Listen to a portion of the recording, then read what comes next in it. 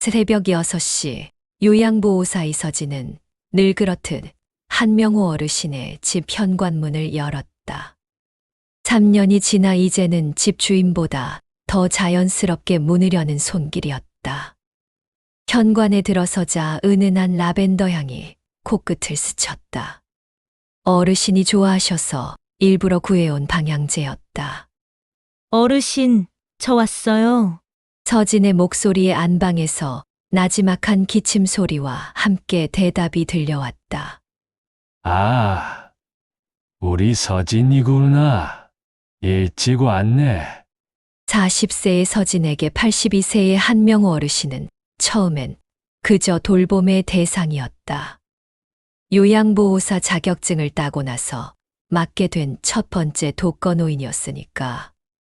하지만 3년이라는 시간은 두 사람 사이에 묘한 끈을 만들어냈다. 한명호 어르신은 40년간 초등학교에서 아이들을 가르친 전직 교사였다.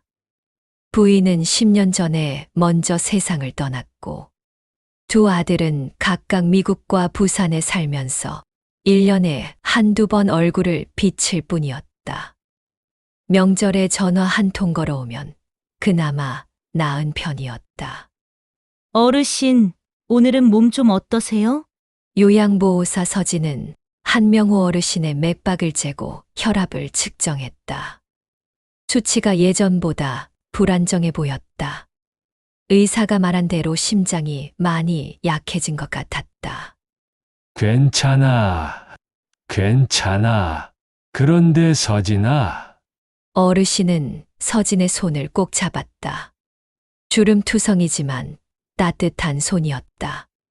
너는 정말 내 딸 같구나. 친딸보다 더 자주 보고, 내 얘기도 더 자세히 들어주고, 이런 말을 듣는 것도 어느새 익숙해졌다. 처음엔 부담스러웠던 것이 사실이다. 돈을 받고 하는 일인데 가족 같다는 말을 들으면 뭔가 무거운 책임감이 따라왔다. 하지만 이제는 달랐다. 어르신이 혼자 끼니를 거르는 날이면 서진도 마음이 아팠고 깊은 밤 외로워하실 생각을 하면 잠이 오지 않았다. 어르신도 저한테는 아버지 같아요. 우리 아버지가 일찍 돌아가셔서 어르신 덕분에 많이 배워요. 실제로 한명호 어르신은 서진에게 많은 이야기를 들려주었다. 젊은 시절 교단에서 겪었던 일들, 아이들에 대한 사랑, 세상을 살아가는 지혜들. 때로는 인생 선배로서, 때로는 정말 아버지처럼. 요양보호사 서진은 어르신의 아침 식사를 준비했다. 부드러운 죽과 삶은 달걀, 그리고 어르신이 좋아하는 된장국. 한명호 어르신은 예전처럼 많이 드시지는 못했지만 서진이 옆에서 이런저런 이야기를 해주면 한 숟가락씩 더 드셨다. 서진아, 내가 요즘 자꾸 이상한 생각이 든다. 어떤 생각이요?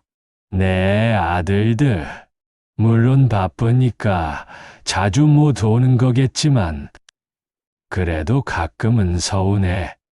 그런데 너를 보면 마음이 편해져. 결육이 아닌데도 이렇게 정성스럽게. 한명호 어르신의 목소리에는 고마움과 동시에 어떤 쓸쓸함이 묻어 있었다. 서진은 그런 어르신을 보면서 가슴 한편이 먹먹해졌다.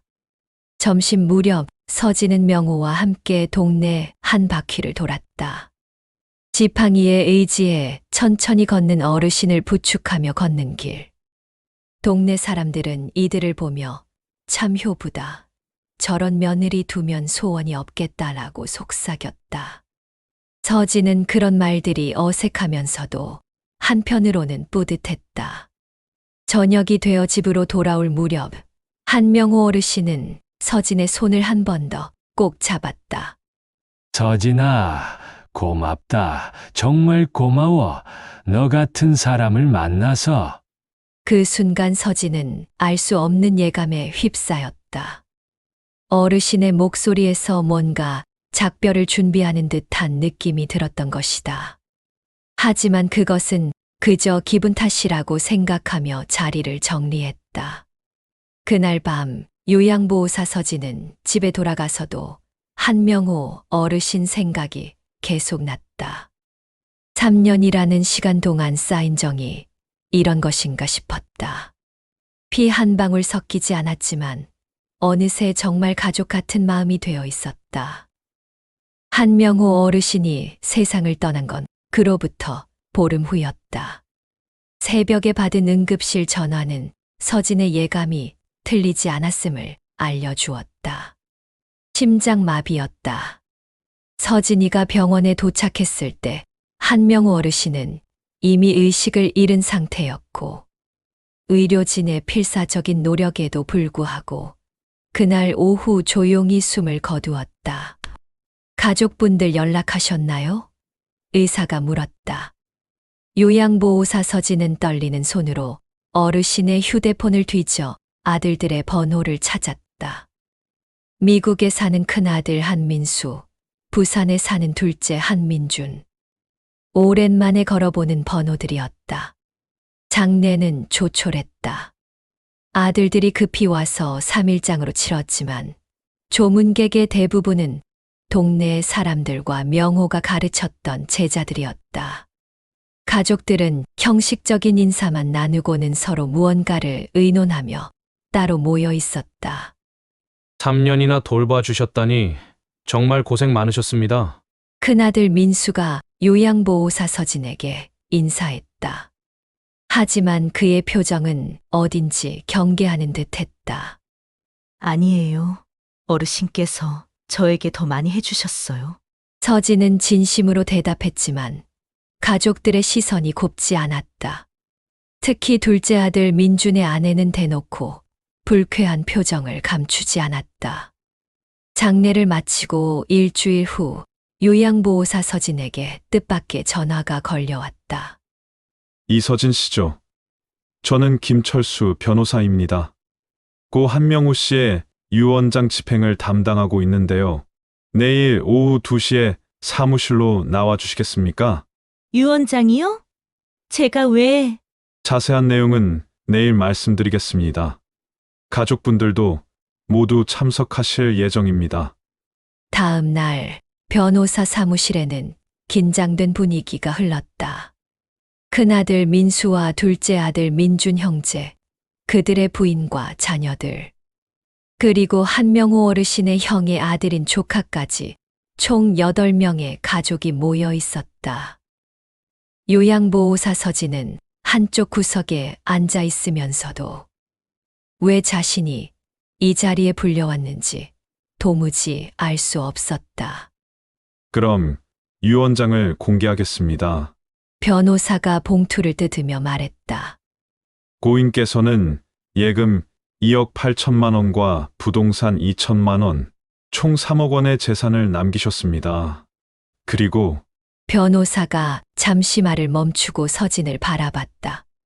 모든 재산을 요양보호사 이서진 씨에게 상속한다고 하셨습니다. 순간 사무실이 정적에 휩싸였다. 서진은 자신이 잘못 들은 줄 알았다. 뭐라고요? 3년간 저를 돌봐준 요양보호사 이서진에게 전 재산을 물려준다. 그녀는 내 친딸보다 더 나에게 소중한 사람이다. 이것이 나의 마지막 뜻이다. 변호사가 유언장의 내용을 읽어주자 가족들이 일제히 벌떡 일어났다. 이게 말이 됩니까? 둘째 아들 민준이가 소리쳤다. 피 한 방울 안 섞인 남남이 어떻게 우리 아버지 재산을 다 가져간다는 겁니까? 분명히 뭔가 조작한 거예요. 둘째 아들 민준의 아내가 서진을 노려보며 말했다. 간병을 빌미로 노인을 꼬드겨서 재산을 빼돌린 거죠. 잠깐만요. 서진이는 황급히 손을 저었다.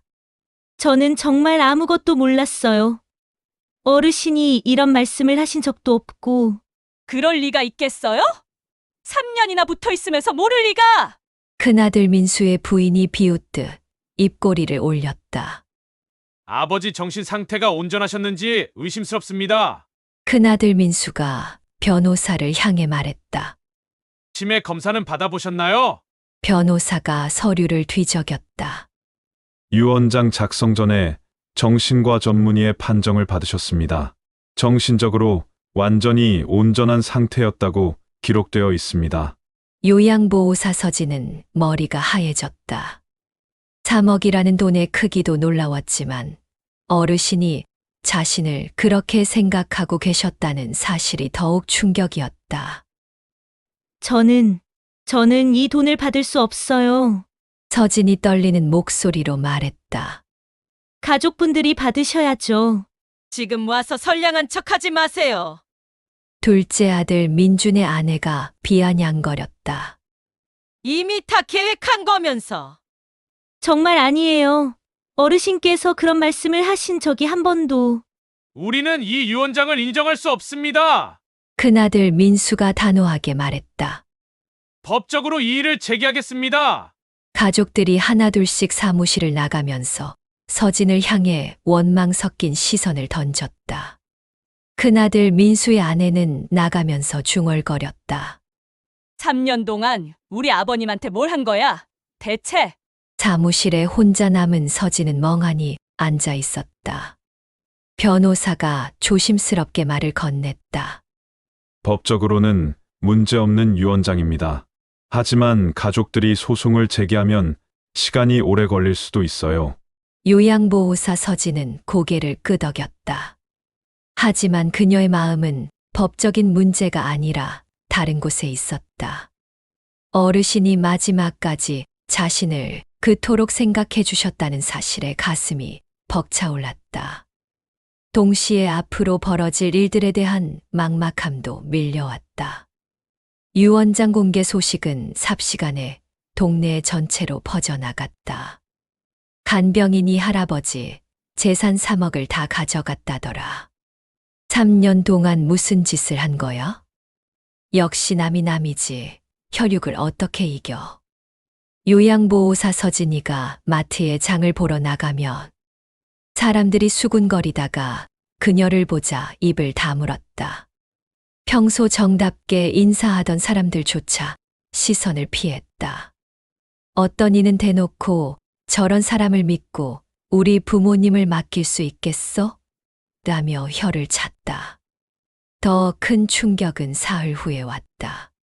지역신문에 요양보호사 상속 논란이라는 제목의 기사가 실렸고 이틀 뒤에는 전국 일간지에까지 3억 상속받은 요양보호사 가족과 법정 대립이라는 기사가 나왔다. 기자들이 요양보호사 서진의 집 앞에 몰려들기 시작했다. 이서진 씨, 정말 유언장에 대해 전혀 몰랐나요? 어르신을 어떻게 설득하신 건가요? 가족들이 조작 의혹을 제기하고 있는데 어떻게 생각하십니까? 서진은 대문을 열 수도 없었다. 창문 틈으로 내다보니 카메라가 집을 향해 있었다. 그녀는 며칠째 집에만 틀어박혀 있어야 했다. 한편 한명호 어르신의 가족은 본격적인 법정 투쟁을 선언했다. 어르신의 큰아들 민수가 기자회견을 열었다. 저희 아버지는 말년에 건강이 많이 악화되어 판단력이 흐려진 상태였습니다. 그런 상황을 이용해 요양보호사가 아버지를 조종한 것으로 보입니다.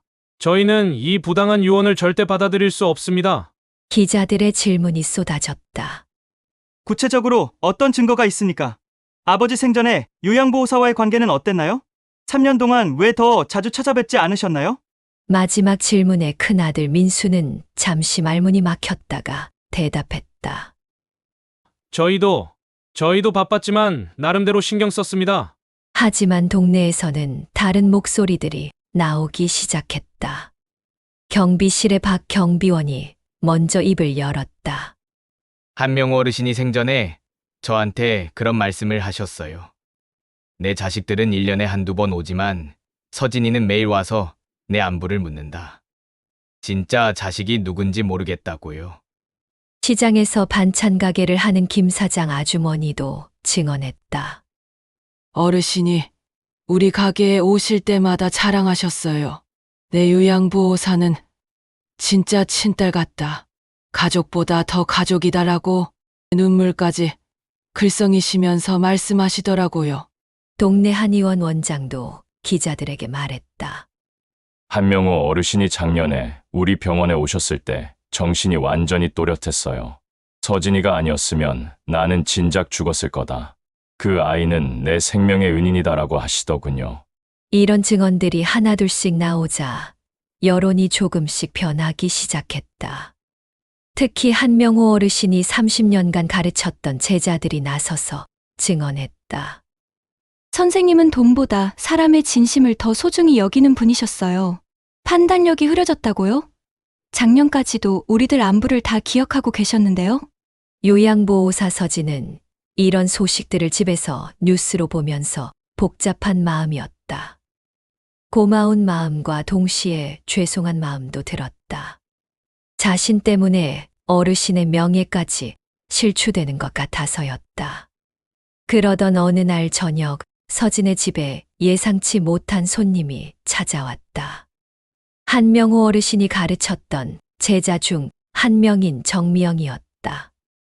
그녀는 현재 초등학교 교사로 일하고 있었다. 안녕하세요. 저는 한명호 선생님 제자 정미영입니다. 아, 어르신이 자주 말씀하셨어요. 미영이가 선생님이 되어서 얼마나 자랑스러우신지. 요양보호사님께 뭔가 해드리고 싶어서 왔어요. 요양보호사님이 어떤 분인지 제자들이 가장 잘 알거든요. 미영은 다른 제자들과 함께 서진을 위한 증언 자료를 모으고 있다고 했다. 한명호 선생님이 생전에 저희에게 늘 하시던 말씀이 있어요. 혈육보다 진심이 더 가깝다. 가족이란 피가 아니라 마음으로 만들어지는 거다라고요. 요양보호사님이 그 말을 몸소 실천하신 거예요. 그 순간 서진은 깨달았다. 자신이 받은 것은 단순히 돈이 아니었다. 한명호 어르신이 평생에 걸쳐 쌓아온 신뢰와 감사, 그리고 진정한 가족에 대한 믿음이었다. 어르신이 저에게 그런 의미를 주셨던 거군요. 서진의 눈에서 눈물이 흘러내렸다. 처음으로 마음 깊은 곳에서 어르신의 진심을 온전히 받아들일 수 있었다. 동시에 이 소중한 마음을 어떻게 지켜나가야 할지 고민이 깊어졌다. 밖에서는 여전히 기자들이 진실을 찾기 위해 분주했고, 법정에서는 치열한 공방이 예고되어 있었다. 하지만 서진의 마음 속에는 이제 확신이 생겼다.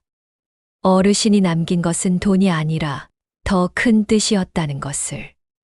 법정은 기자들과 방청객들로 가득 찼다. 지역의 큰 이슈가 된 만큼 많은 사람들이 관심을 보였다. 요양보호사 서진은 변호사와 함께 피고인석에 앉아 있었고, 한명호 어르신의 가족들은 원고석에 일렬로 자리했다. 재판장이 입장하자 웅성거리던 법정이 조용해졌다. 유언무효악인 사건을 개정합니다. 원고 측 변호사가 먼저 주장을 펼쳤다. 고인 한명호는 말년에 심각한 건강 악화로 인해 정상적인 판단 능력을 상실했습니다. 피고 이서진은 이런 상황을 악용하여 고인을 심리적으로 조종했고, 그 결과 비합리적인 유언장이 작성되었습니다. 증거가 있습니까?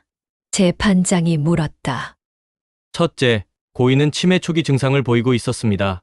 원고 변호사가 서류를 제출했다. 병원 진료 기록에 따르면 기억력 저하와 인지 능력 감퇴 소견이 있었습니다. 한명호 어르신의 큰아들 민수가 증인석에 섰다. 아버지는 작년부터 같은 말을 반복하시고 며칠 전 일을 기억하지 못하셨습니다. 그런 아버지에게 저 요양보호사가 매일 접근해서 구체적으로 어떤 조종을 했다고 보십니까? 재판장이 질문했다. 아버지를 가족과 분리시키고 자신에게만 의존하도록 만들었습니다. 자식들은 당신을 버렸다. 나만 당신을 진심으로 돌본다는 식으로 세뇌했을 것입니다. 방청석에서 웅성거림이 일었다. 요양보호사 서진의 표정이 굳어졌다. 한명호 어르신의 둘째 아들 민준도 증언했다. 저희가 아버지를 찾아가면 저 사람이 항상 옆에 붙어 있었어요. 아버지와 단둘이 대화할 기회도 주지 않았고 무슨 약을 드시는지도 저희에게 알려주지 않았습니다. 원고 측은 정신과 전문의도 증인으로 불렀다. 인지능력이 저하된 고령자는 매일 접촉하는 사람에게 과도하게 의존하게 됩니다. 이런 상황에서는 합리적 판단이 어렵죠. 하지만 피고 측 변호사가 반박했다. 유언장 작성 당시 정신과 전문의의 정신감정서가 있습니다. 완전한 정신 능력을 가지고 있다고 판정되었습니다. 요양보호사 서진의 변호사가 서류를 제출했다. 또한 증인 신청합니다. 먼저 동네 경비원 박 씨가 증언했다. 한명호 어르신은 정신이 완전히 멀쩡하셨어요. 작년 12월에도 저와 함께 정치 얘기를 하면서 요즘 젊은 정치인들 문제점에 대해 조목조목 분석해 주시더라고요. 치매라뇨? 말도 안 됩니다. 반찬가게 김 사장도 증언했다.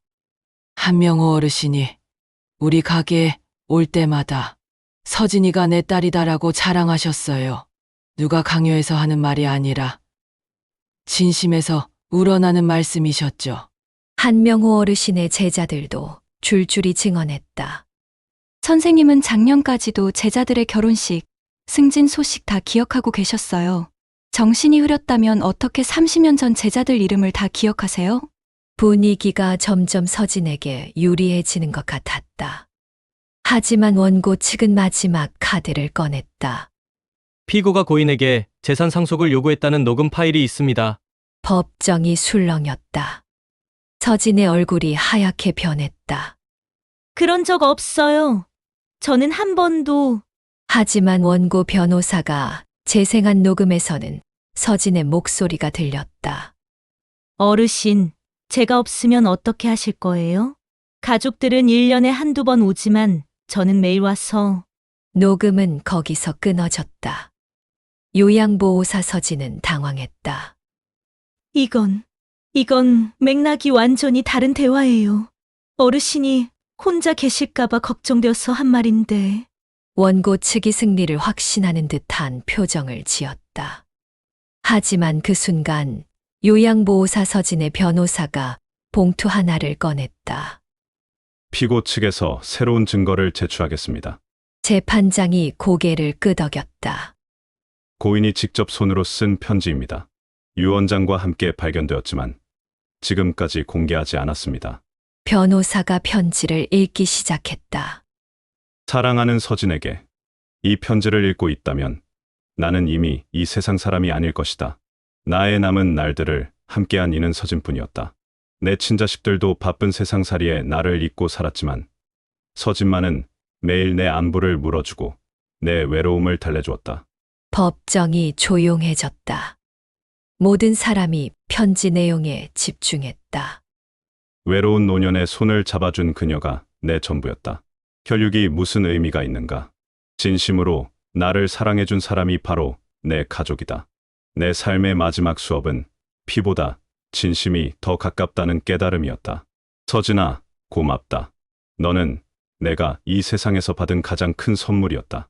편지를 다 읽자 법정에 정적이 흘렀다. 방청석에서 훌쩍거리는 소리가 들렸다. 재판장이 심각한 표정으로 말했다. 필적 감정 결과 이 편지는 고인이 직접 쓴 것이 확실합니다. 또한 녹음 파일은 전후 맥락 없이 편집된 것으로 보입니다. 원고 측 변호사의 얼굴이 굳어졌다. 재판부는 충분한 심리를 거쳐 판결하겠습니다. 고인의 유언은 법적으로 유효하다고 인정합니다. 방청석에서 박수가 터져 나왔다. 요양보호사 서진은 눈물을 흘리며 고개를 숙였다. 어르신이 마지막까지 자신을 보호해주고 계셨다는 사실이 가슴을 뭉클하게 했다. 한명호 어르신의 가족들은 충격에 빠진 표정으로 법정을 나갔다. 그들의 뒷모습에서 패배감과 함께 뭔가 부끄러운 감정이 느껴졌다. 판결은 끝났지만 서진에게는 더 큰 고민이 시작되었다. 이제 이 유산을 어떻게 써야 할까? 판결이 끝나고 한 달이 지났지만 서진은 여전히 은행 통장을 들여다보기만 했다. 3억이라는 숫자가 현실처럼 느껴지지 않았다. 아니, 정확히는 이 돈을 어떻게 써야 할지 확신이 서지 않았다. 서진 씨, 이제 좀 편하게 사세요. 동네 사람들이 하나둘씩 인사를 건넸다. 언론의 관심이 사그라들면서 사람들의 시선도 달라졌다. 특히 한명호 어르신의 편지가 공개된 후로는 서진을 보는 눈빛에 존경이 담겨 있었다. 하지만 서진은 마음이 무거웠다. 돈 때문이 아니었다. 어르신이 남긴 마지막 메시지를 어떻게 세상에 전해야 할지 고민이 깊어갔다. 그러던 어느 날 한명호 어르신의 제자였던 정미영이 다시 찾아왔다. 이번에는 다른 제자들과 함께였다. 요양보호사님, 저희가 한명호 선생님을 기리는 추모 모임을 만들려고 해요. 참여하시겠어요? 추모 모임이요? 네. 한명호 선생님이 평생 아이들 교육에 헌신하셨잖아요. 그 뜻을 기리고 싶어서요. 그 말을 듣는 순간 서진의 머릿속에 번개처럼 아이디어가 떠올랐다. 혹시 장학금 같은 건 어때요? 장학금이요? 어르신이 평생 아이들을 사랑하셨으니까.